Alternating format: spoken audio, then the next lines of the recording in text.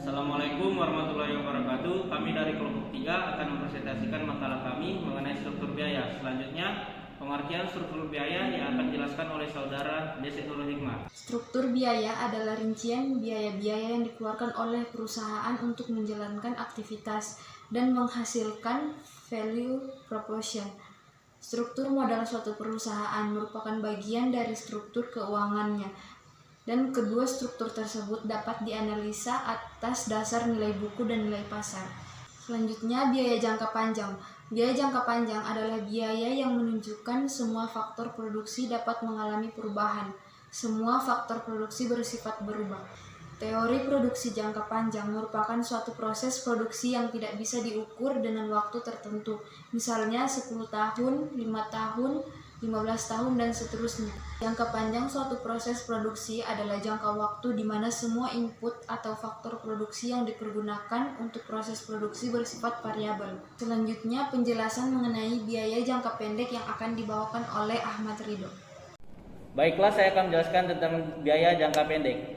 Biaya jangka pendek yaitu biaya yang menunjukkan sebagian faktor produksi tidak dapat ditambah jumlahnya. Salah satu faktor produksi bersifat tetap, yang lain berubah.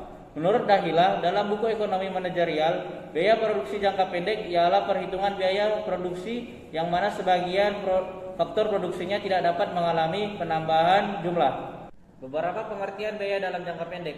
1. Biaya total. 2. Biaya tetap total. 3. Biaya berubah total. 4. Biaya tetap rata-rata. 5. Biaya berubah rata-rata. 6. Biaya marginal.